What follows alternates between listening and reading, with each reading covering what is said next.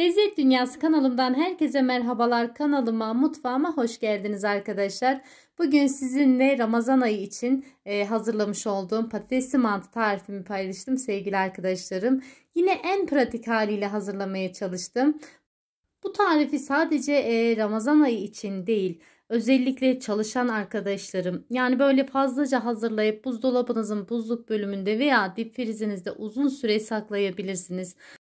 Ani gelen misafirlerinizde veya canınız mantı çektiği zaman çok pratik bir şekilde bu tarifi hazırlayabilirsiniz.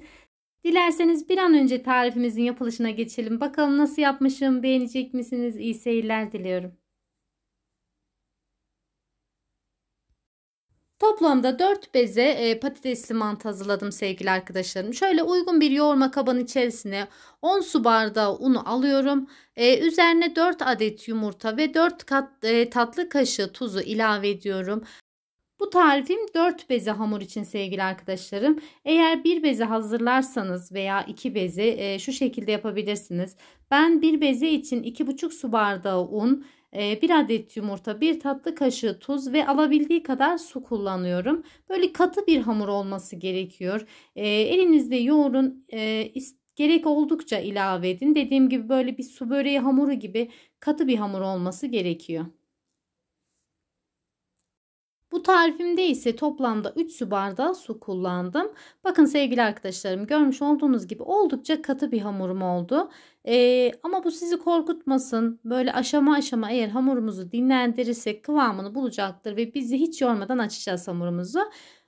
Şu anda bir 10 dakika bezelerimi dinlendiriyorum. Bir taraftan hamurumu hazırlarken ben 8 tane orta boy patatesleri bir tenceremin içerisine aldım. Üzerini geçecek kadar su doldurdum ve orta ateşte haşlanmaya bıraktım. Tamamen yumuşadıktan sonra ilk sıcağı gitmeden güzelce ezeceğim. Evet, toplamda 10 dakika hamurumu yoğurdum. Böylece kıvamı daha güzel oldu. Şöyle elimle yastılatıyorum. Daha sonra 4 tane beze yapacağım.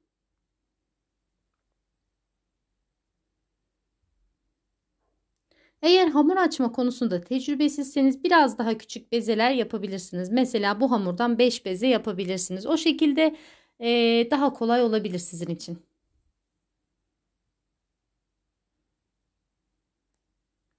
Evet, görmüş olduğunuz gibi hamurumu gelişigüzel kestim. Daha sonra 4 tane beze yaptım.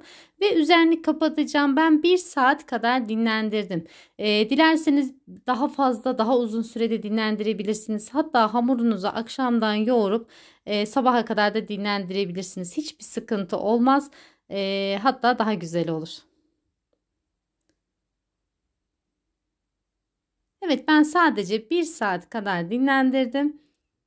Daha sonra şöyle elimle tıpkı bir hamur yoğurur gibi hamurumu yastılatıyorum. Bu şekilde çok daha pratik oluyor. Dilerseniz bu işlemi merdane ile de yapabilirsiniz ama bence hiç gerek yok. Bu şekilde daha pratik oluyor. Şöyle üzerini mutlaka hamuru yoğurduğumuzda dinlendirirken bir kenara alırken mutlaka üzerini kapatalım. Hamurun yüzeyi çok hızlı bir şekilde kuruma yapabiliyor. Evet, bir tane bezemi aldım şöyle tezgahımın üzerine. İlk etapta böyle unsuz bir şekilde hamurumu birazcık büyütüyorum.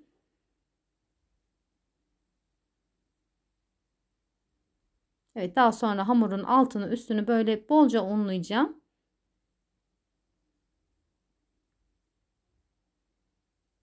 Evet, şöyle oklavama sararak hamur açarken sevgili arkadaşlarım özellikle hamurun kenarlarına bastırmaya özen gösterelim. Hamuru çok ezmeden, yani üzerine çok fazla bastırmadan açalım. Hamuru ezmeyelim yani. Ortası çok hızlı bir şekilde incelir. Kenarları genelde kalın kalır. Bu yüzden daha fazla bakın elimi hamurun her tarafına gezdiriyorum ama orta tarafına fazla basmıyorum. Kenarlarına daha çok baskı uyguluyorum. Böylece her tarafı aynı şekilde olacak. Yani bir tarafı kalın, bir tarafı ince olmayacak. Evet, bakın sevgili arkadaşlarım, görmüş olduğunuz gibi hamur aslında çok katıydı değil mi? Aşama aşama dinlendirdiğimiz için hamuru açması o kadar güzel oldu ki hiç beni yormadan çok pratik bir şekilde hamurumu açıyorum.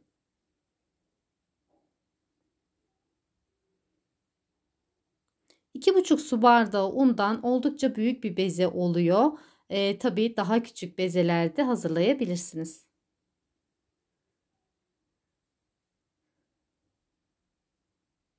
Çok fazla incecik yapmayalım ama birazcık da inceltelim. Yani çok da kalın kalmasın.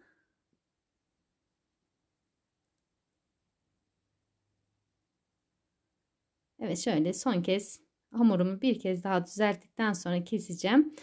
Aslında ben bu tarifi daha önce buna benzer bir tarifimi paylaşmıştım.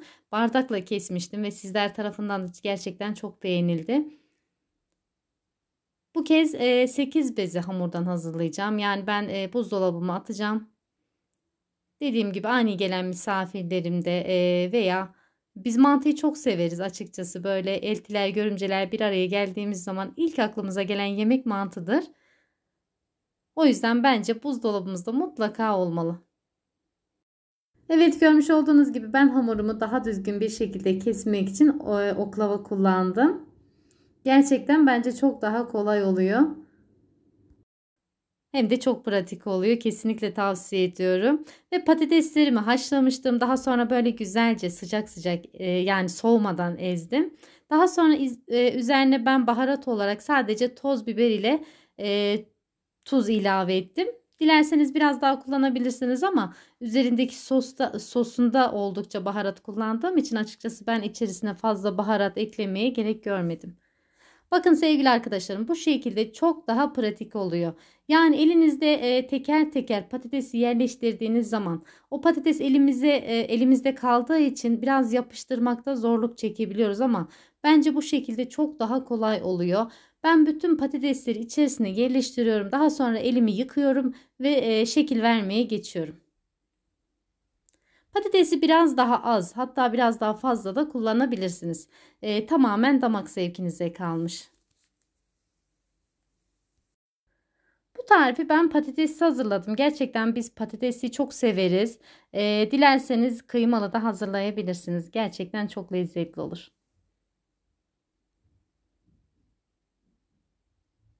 Evet, şöyle bütün hamurların içerisine iç harcını yerleştiriyorum. Görmüş olduğunuz gibi.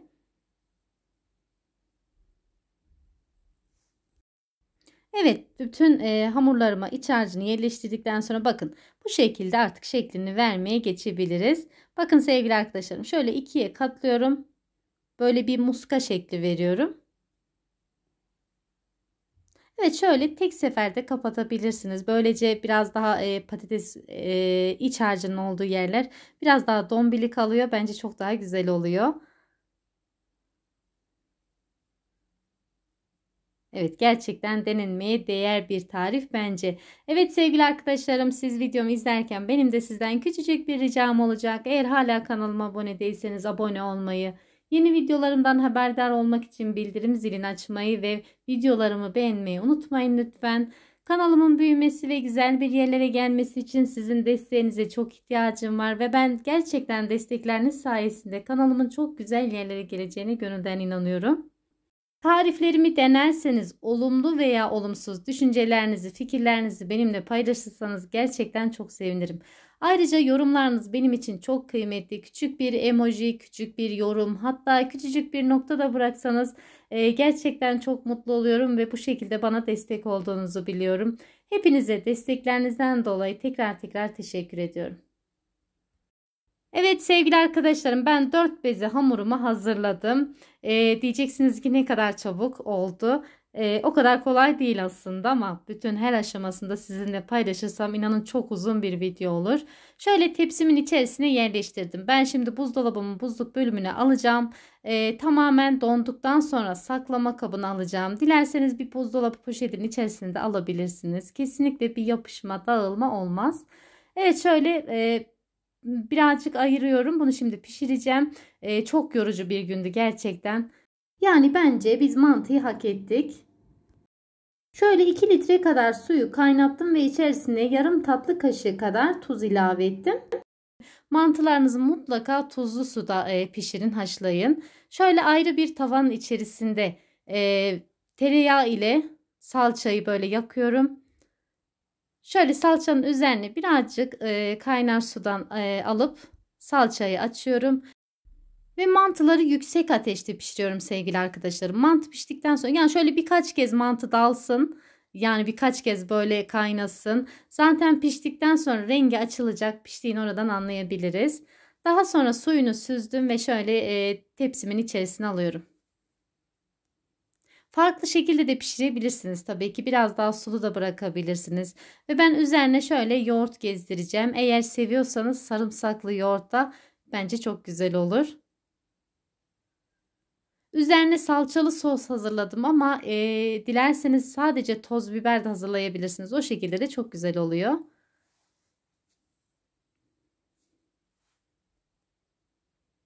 Evet, şöyle üzerine sosunu da gezdirdikten sonra eğer biraz acılı seviyorsanız birazcık da pul biber bence çok güzel olur.